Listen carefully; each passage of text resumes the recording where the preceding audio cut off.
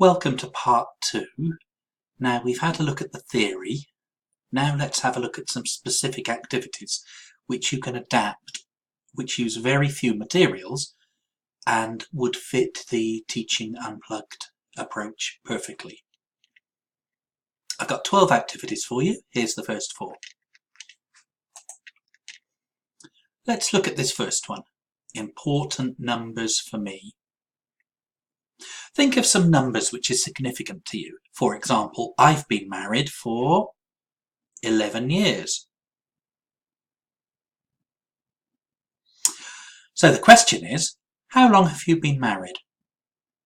Demonstrate the first one and then allow the student to ask you questions until they get the right numbers as answers. The correct questions for me are, how many people in your family? 11. How many countries have you visited? 37. How old are you? 50. And this can be the starting point of a discussion to get to know you, a perfect way to start your course. Answer the question in this many words. You'll need a bunch of dice. Start off with, I would say, 3 dice, work up to 10. Prepare a list of questions. These can be any questions, but they're better if they are culturally specific to you and your area, or about the student and their background. The student throws the dice and answers one of the questions using the same number of words as are on the dice. So the dice in the picture add up to 24. They would have to answer the question in 24 words. Now, while the student is answering, they're going to make mistakes. Listen to the student's answer and then help them correct the word order, the grammar and the vocabulary errors. Then you roll the dice again and ask the same question. This is a good one, the unbelievable truth. Give the student a postcard-sized piece of paper and tell him that he can only write notes of 1 word, 2 word or 3 words, and just key words, not whole sentences. Then ask your student to prepare a 2-minute talk on something that he knows about. Maybe his hometown, his hobby, his favourite food, his favourite school subject. He can do this for homework the night before. Now, the whole presentation that he prepares must be lies, except for 3 facts which are true. When your student gives the presentation, you must try to guess the 3 true facts. You get 1 point for spotting a truth, but you lose a point for guessing incorrectly. This is based on the Radio 4 panel game show with David Mitchell. Make notes of the student's mistakes again and help the student correct his own errors. Then repeat the task, but the second time the presentation should be all true. Try that. A similar game with presentations is based on the Dragon's Den TV show. With a similar postcard-sized piece of paper and notes, the student should prepare a Dragon's Den pitch for you. Give a selection of useless inventions.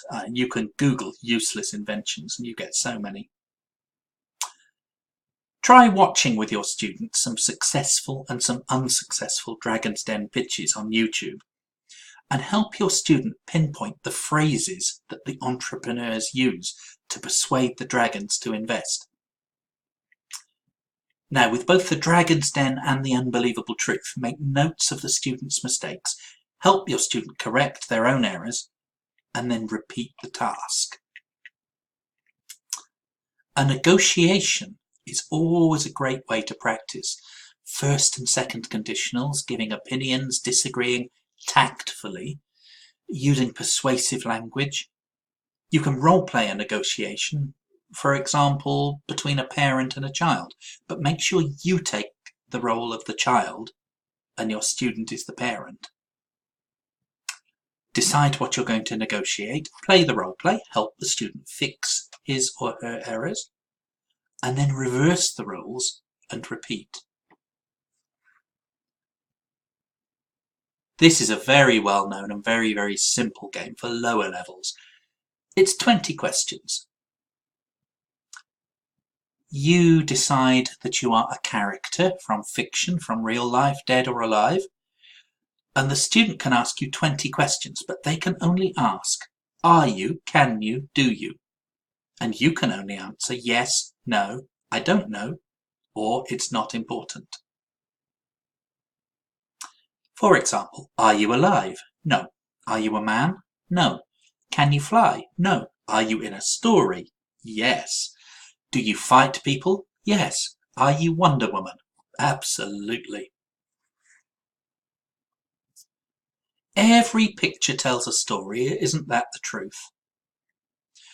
Use these 5 simple questions as prompts. Now, humans are engineered to tell and respond emotionally to stories. It's innate. What could be simpler than lessons based around a picture and 5 questions? No preparation required. Bring in a series of pictures with people in them and ask the students to invent answers to the questions.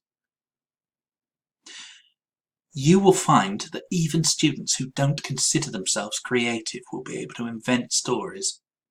Or another way to do this activity, and this is fun, is to get photos of people, then ask your learners to choose 2 of them and decide who they are and what their relationship is.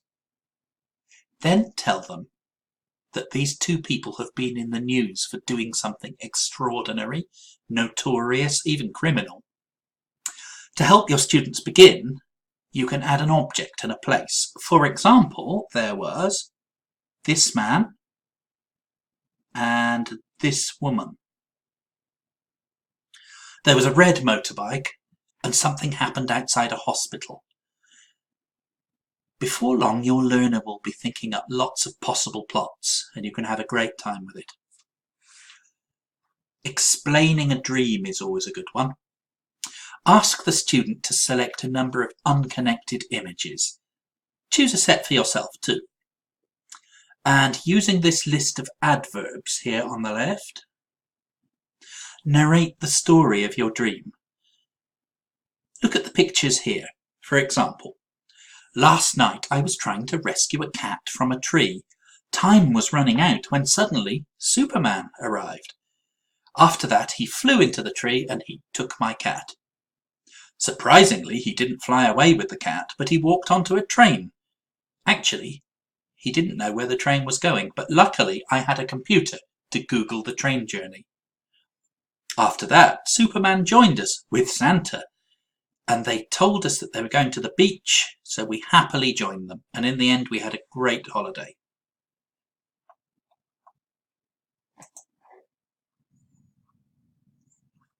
The celebrity interview.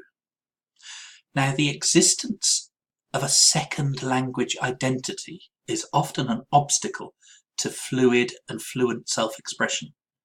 Learners, they can feel infantilized and in the position of children and unable to articulate their complex ideas. But by adopting a role, it's a bit like wearing a mask. You hide the real you. You hide behind an avatar. By letting your learner play the role of a celebrity, they feel at liberty to make jokes, to express controversial views, they can play around with accents, and so on. And whatever they say can be blamed on the role. Now, this means that they're less at risk of losing face if they make linguistic errors. Let them choose the celebrities, and it doesn't really matter if you don't know them or not. Explaining their backstory is another really useful task. You can adopt a role yourself and let them play the interviewer. One of my favourites is palm reading, and this works beautifully with one-to-ones. Palm reading is a good way to express wishes and dreams in the future. So discuss the meaning of each line on the hand. The headline will be for intelligence, the heart line for emotions and love. What is fate? That's a difficult concept to explain, isn't it?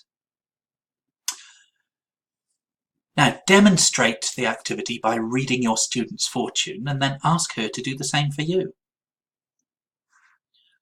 Here's a fun one. Get your TV or computer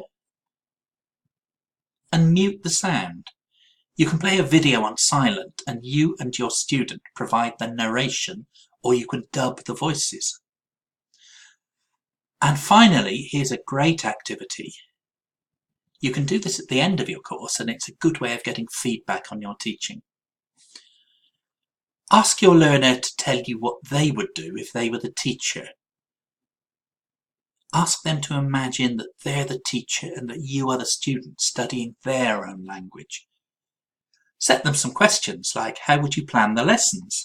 How would you construct the course? How would you correct me? How often would you correct me? Would you use a course book? Would you give me homework? Would you teach me grammar? How would you get me to speak more? What resources would you use? Where would you have the class? What would you recommend I do to improve? The student acts as the teacher. When I've done this activity with learners, I've been really amazed at their insights. We mustn't forget that our best resource is our learner, and we can learn so much from them about life and language and learning and culture.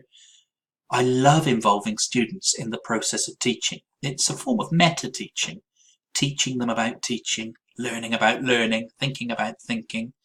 It's essentially introspective, but it helps them develop their metacognition, their critical thinking skills. It's great.